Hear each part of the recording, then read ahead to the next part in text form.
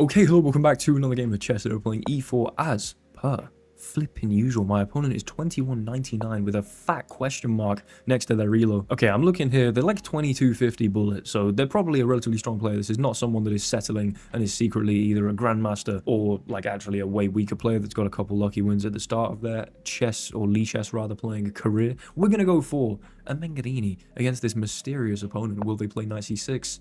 They absolutely do. b4 is what we're going to go for here. If takes, we're going to be able to play c3, d4, we're going to get a fat center. We're trying effectively, go on, you can accept this. You've got the cojones, you've got the balls to accept my pawn. Thank you very much. c3, drive that knight right back to c6 and say, listen, here is my completely dominant control of the center. They play d5. Now, never, ever have I been so happy to see a best move played by an opponent.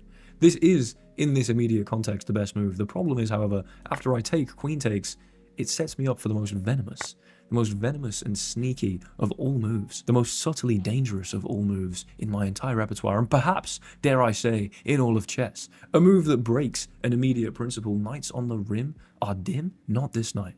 Not this time. Knight a3 is a disgustingly deep and venomous move where the only move here, I believe, is queen to a5. This is played approximately 1% of the time in the database, I do believe. It also doesn't really make intuitive sense unless you're familiar with it, because let's say a bishop d2 happens, and not only are you walking into one discovery here with the rook, after we connect the rook to the queen, of course, but maybe two with the c-pawn and, you know, this bishop on d2. My opponent goes with a very logical e6. Now, why on earth is this a venomous threat, I hear you ask? Because knight b5. We're going to go in here, we're going to threaten a full family fork on c7. They give a little check as an intermezzo, okay. Although I guess it's not really an intermezzo, it's just a move. It just feels like the kind of move that would be an intermezzo. Here is interesting. If they go queen d8, they get absolutely cooked by d5. Here, bishop f4. I'm familiar with these lines. Queen e4 check is far more interesting. The question is, and it's good probably for the content of the video that I've been taken out of my disgusting levels of Mengarini theory. You don't want to just see me play theory, you want to see me work some stuff out. Queen e4, I've seen it before, I'm vaguely familiar with some ideas, I think. Maybe not in this line though, it feels a little wrong somehow.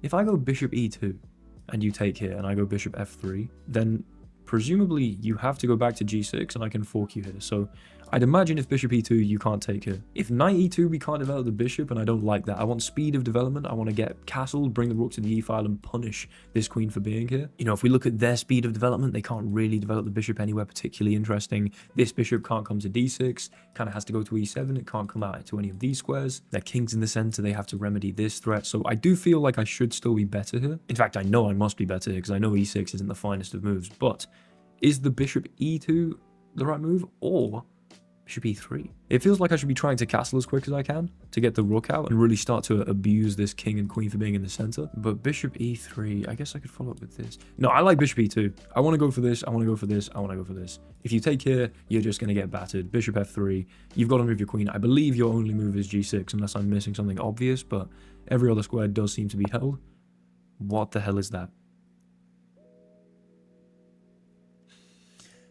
Now, this move makes some logical sense, of course. They use their king to defend c7. They don't want to get forks. They can't play bishop d6. You know what? Maybe I spoke too demeaningly of this move, because what on earth do you actually play? You don't have queen here or queen here. Queen here loses the queen. You don't have bishop d6. You don't, I mean, rook here, I could probably still give the check, and there's all sorts of nasty shenanigans there, maybe. I mean, the king gets dislodged anyway, so maybe king d7 is actually a very logical and correct try to go for here. You do, however, have to imagine that putting your king on d7 in the path of my queen, potentially, I mean, d5 at some point is going to be a move. You're just rendering your king never able to castle. You're rendering your bishop. I mean, I was surprised they didn't go for king d8, because at least the bishop could maybe move. You can't now move this bishop. This bishop has like one move maybe, because bishop d6 surely takes. It's a problem. And I feel like instead of trying to be too immediately aggressive, like d5, oh, exciting, let's break this open, instead of being tempted by the juicy king that sits before me, please don't take that clip out of context, I should probably just play knight f3. And I should say, listen, I'm just going to get my king safe. I'm going to flex on you. I'm going to say your king sucks. You're about in the most weak position you could possibly be for your king, in terms of if you look at where the pawns are, you know, there's no d pawn, there's no c pawn, and you're on the d file. They develop their knight? Sure, fine. What if I just castle? I really genuinely think the answer to this is just, let's get my king lovely, tucked away and safe. We're not remotely worried about him now, and it's time to absolutely blow everything apart and get at your king in the center of the board. You've got some development issues. You're up one measly pawn. What the hell is that? I actually quite like that. It's kind of inventive. Trying to come out here maybe, or bishop d6, be able to recapture with the knight. Probably knight here and you get rid of this annoying piece. The only problem is you're going for these little rerouting ideas. They're a little slow. They're a little slow, and now that I've done everything I want in terms of getting my king safe, why on earth would I not begin bishop d3, maybe a rook e1, maybe even a bishop a3, I don't know. But you just trade this off and that's actually probably helpful. c4 to play d5 might not be terrible. Bishop d3, if you go here, I can play c4 maybe. If bishop d3, queen g4 is pretty much your only other move, right? So I could play h3 as an idea to then do this, to force this, to play c4, to then force this, to then play d5, to then play takes, then check or something ridiculous, hang a bishop, I don't really know. Rook here seems to make sense. I think I'm just going to start... do I want to shut the d-file down? Not really permanently shut it down, but is that actually what I want to achieve here? You know what? I really do like bishop d3. Let's force that queen to move. She's been sitting there unquestioned for too long. It's time to ask that question and say, what are you doing with this queen? Do you want to go here and allow me to get c4 with tempo? I feel like this is a bit of a no-brainer. Or, of course, you go here. But at this point, I mean, you are ripe for getting absolutely forked here. Maybe even this knight is overworked. Maybe knight takes a7 is an idea. Because if knight takes, thank you very much for your queen. And if knight takes a7, rook takes, you can't take. Because again, thank you very much for your queen. So we just win some material. Maybe the idea is to go in here. Yes, please. In fact, I really like this. We're going to take it. I mean, we've drawn the queen to a g4. I'm saying, listen, this is a major problem. Now, maybe I've pinned my own piece. I could imagine a scenario where I've pinned my own piece. You play f6 here. Maybe everything sucks.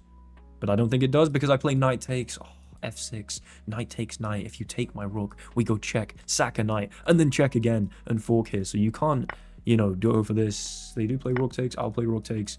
There's no way they play knight takes. However, what we've done there is win the pawn back and also win an exchange and infiltrate with the rook. And now they play f6 to try and stop this threat. Of course, I mean, this all makes sense, but I've got some nice material. Now they are threatening to take this rook, I guess. But a bishop b5 is going to put a stop to that. A bishop b5 will most definitely put a stop to that. And that opens up d5 ideas, maybe.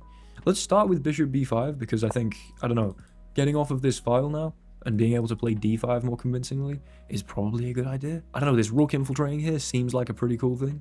The fact that the pawn's currently pinned, and weirdly enough, if I take, you've got to take with the king, and then maybe, just maybe, we come and swarm in and bishop out and bring the other rook. I don't know, hold on. Okay, hold on, I don't actually have much time.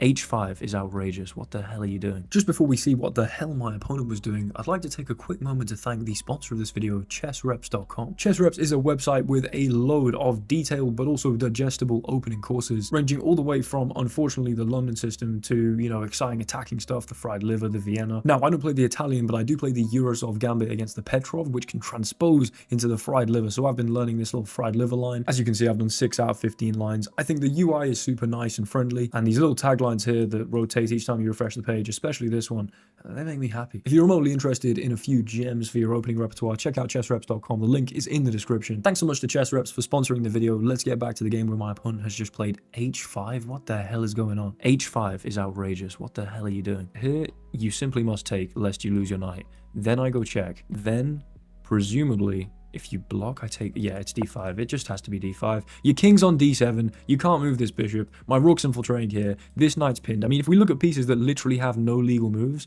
1 and 2, this is not good. I'm going to play king takes, or rather, sorry, queen takes here. You can move the king, but I do believe infiltrating, that is going to be a free piece. Then I'm going to be threatening to take on here and explode everything. You're going to have no pawns left in front of the king. Is there a better follow-up than bishop takes? I don't think so. I'm fairly certain we can go for this. Thank you very much. I now have an extra rook. Your king is also... I mean, again, if we look at the sort of safe king versus not so safe king, in terms of that general sort of motif here, I guess, there's never, you know, there's seldom a better example to say, listen, no one cares about the pawns except from the ones that are defending my king. I'll sack all my pawns to get open files and blow your king open here. We both have 3 pawns on the king side and 1 singular pawn on the queen side. And my opponent's king is on the queen side and mine's on the king side. They bring the queen back here, which stops you defending this bishop f4 check, which seems like a bit of a no-brainer, but maybe you just go here. Maybe I go here. Let's start with this check. I mean, I don't see a world in which that's actually a terrible move. It might not be amazing, but, you know, we can just bring our rook over a little quicker now. Come on. How am I not completely and utterly winning? I think I am, right? Check. King takes here, though. and then I have check at the very least. Okay, that's an option. I don't have the most time as well. I like the fact that they've moved because now I'm mating them, no doubt. Queen check here. Check like this. I think that's also maybe... Is that just mate? Queen check, king here, rook a1. They offer a draw. I don't know about that. I think we're going to decline the draw. They might resign. They may indeed resign. Check here, here. They've offered a take back. Can this guy wind his neck in, please? This is just mate, right? You can block twice, but you're mated. The bishop holds it. I do believe we just go check, and we give up the rook. We sacrifice that material advantage that we have. We have one clean rook's worth of an advantage, but do I care for that? Absolutely not. Absolutely not. I'd much rather sacrifice that for a lovely little Shah mat on rook to a1. How unbelievably disgusting. You have no moves with the king. You can block with your queen. You can block with your bishop. Or in 3, 2,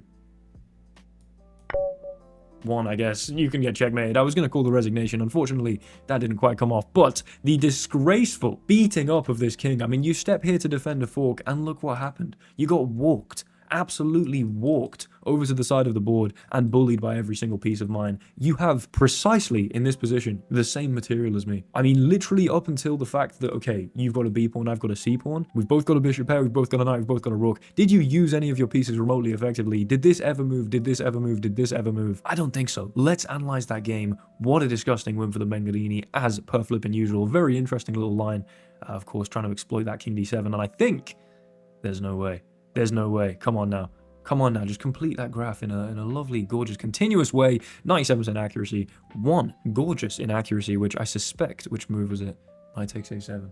I really like that move. It set up some cool ideas. Probably I'd have had something way more winning, but... I mean, not way more winning. At some point, all roads lead to Rome. You know, once you're north of +5, as long as you're not missing forcing, like, mate in 2s... As long as you just keep that advantage and eventually convert it, it's really not necessary to be 100% precise and accurate and engine perfect in your conversion. The problem is when you go from like a +7 advantage back down to like a +2 and actually they had some serious counterplay. Like this absolutely means nothing to me here. We'll look at what the alternative was. It'll be interesting. But the Mengarini, of course, we see this move, 96. I mean, yeah, there's no point in opening the master database. This is all absolutely filthy and disgusting. Takes, queen takes, knight a3. Unbelievably venomous. And here I will open the database. I'll open the Lee chess database, in fact, and I'm going to take my face cam and I'm just going to slide my way up. Slide my way up until you can see the entire database. I mean, I haven't really worked out a clinical way of doing this yet, but ooh, let's keep going a bit. There we go. Tap, tap, tap, tap. Professional YouTuber right here. But as you'll see, in this position, the Lee chess database reached 250,000 times. 68 to 29 is the win rate for white to black comparison with obviously quite a slim draw margin here. E5, knight f6, e6. All of these moves are all mistakes, and they are the top 3 most popular moves, accounting for roughly 2/3 of all games played. Slightly over that, in fact. A6 is a bit naff and doesn't really do much. Queen to, or rather, sorry, they go for E6, we go knight B5. Now, queen to D8, I could have gone for D5, takes bishop here. This fork becomes unbelievably difficult to stop. You can't go bishop here, of course. So actually, queen E7, bishop here, and knight here, or rather, sorry, knight here seems like a try. Flipping hell, I cannot draw arrows. But then after knight F3, I mean, we're completely winning still. If takes, or rather, sorry, takes, then yeah, this is just a problem. So the natural queen D8 would get punished like that. But queen E4, have I seen this before? Sorry, one sec. Queen E4, there we go. If I look, will take the chess is white. Apparently I have. I've seen this twice, and I've battered it twice. In fact, I've now seen it thrice. I don't know why that's not now hopping up in the database. Maybe it takes a little bit to get updated, but once in 2023, once in 2024, I'm going to see it again in 2025, and apparently each time I've come to the correct conclusion, there we go, excuse me, that bishop e2 is unbelievably punishing. And you'll notice that both of these other times my opponent also moved their king. The best move is just to play rook b8 and allow this check. You know, if we go in for the check, then you can just move the king, and I kind of do have to move the knight out, although apparently I have this, and if you take, then I can take here. Wow, this gets a bit complicated. That might be worth knowing, actually, although if here... Presumably, yeah, just knight f3 castles. Maybe I give this check at some point, I don't know. But yeah, rook b8 would have been a good idea. King here, and you're just losing. You're so badly losing. Even though you're up a pawn, and there's no imminent attack. Like, I've got to correctly, as I believe I did. We'll get rid of the database now, but as I believe I did, you've got to correctly just say, listen, I'm going to play bishop e2, I'm going to play knight f3, and I'm going to castle. And these are all going to be best moves, and it's not going to be anything imminent trying to punish this king. Sometimes patience is absolutely a virtue. We're just going to say, look, once I'm castled, I'm free to throw absolutely everything in the kitchen sink at this king, and you're not really sorting yourself out here. You're not sneaking in here and finding solace. You're not bringing your bishop out, then your rook out, then sneaking all the way over here in a few moves. We don't even try and rush and exploit this queen for being on e4. You know, the king and the queen are both in stupid places. We don't rush. We go knight f3, we castle, and now bishop e3, excellent. Here, h3 immediately would have been the move to maintain the serious advantage, I guess. If h3 and you just go queen h5, then I have knight e5. Oh, I didn't even think about that. Okay, fine. Yeah, in which case that's actually a more imminent tactical win, where h3, you can't go here nor here. You can't stay on any of these squares, and you can't go here, here, here, whatever. So h5 is forced unless you want to imminently hang the queen. Really going in hard with the word imminently today, but queen h5, and then I would just have this, and if you take, I can take. Although I was wondering, surely this, and then, oh, I guess I can take on f7. Yeah, fine. Didn't really think about how trapped that queen was, and maybe could have done that. However, I love this idea of knight takes, because what you might think is, you know, okay, again, if takes here, we go check, and this is beautiful. If takes with the rook, as we saw, rook takes, and then, you know, knight takes again, this would still have been beautiful. So deferring that knight was quite a pleasant idea.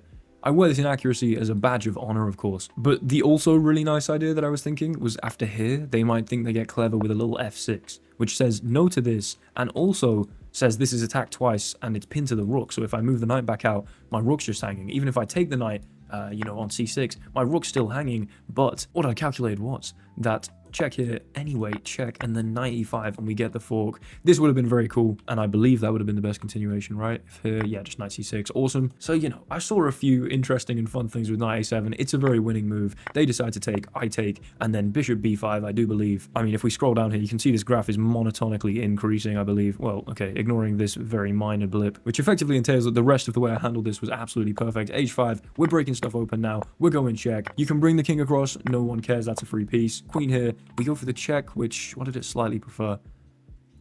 Oh, my lord. I had this. No, bishop f4 is the best move and it's mate in 12. Okay, so ignore the minor fluctuation in the graph here. But rook b7 as well here, and then I can just take the... Yeah, sure, fine. Didn't really think about that. I was just trying to use all my pieces. We go for the check. The king comes out, and it's a mate in 2. Queen b5, king here, and I missed mate in 1 because I suck at the game. I wonder how many of you were telling me to play this. Honestly, if I'd have seen it, I'd have gone for this anyway, but I'm not going to pretend I saw this one. What an absolute moron. I just thought about bringing the rook across and using sort of all the pieces as best as I could. Literally just mate in 1. Wow. You know, you can be as good as you like at chess. You can play beautiful, aggressive, attacking games, mating in 23 moves, you know, be around 2200, playing 97% accuracy. You're always going to miss a mate in 1, you know? But then, yeah, opponent goes in for here. Maybe they were hoping that I'd pre-moved rook here, thinking they were going to block with the queen. I don't really know. And then, of course, this is a beautiful checkmate using that rook from f1 to a1 to a3. Thanks very much. Anyway, thank you guys immensely for watching. If you enjoyed this video and you fancy supporting my channel, there are bonus weekly Patreon exclusive videos every single Sunday. There are 28 up there ready for your ravenous consumption at the click of a mere couple of buttons and parting ways with approximately 8 quid. So if you've watched the entire WTC catalog on YouTube, or maybe you just fancy supporting the channel and seeing some extra special games over on the Patreon, please check that out. You'll also get your name at the end of all of my videos on the esteemed patron scroll as a small token of thanks, and loyal patrons will get discounts for stuff that I sell on the Patreon, which this week I should be releasing something. I need to record the last little bit of it, but I've been cooking. I've been in the lab cooking something up. Anyway, if you do fancy supporting the Patreon, I would immensely appreciate it. If not, and you're just here watching my videos, thank you so much for watching these videos. Anyway, your viewership is nevertheless immensely appreciated. Smash a like, make sure you're subscribed, leave a comment, why don't you? And I'll see you in the next one. Hasta la vista. Goodbye.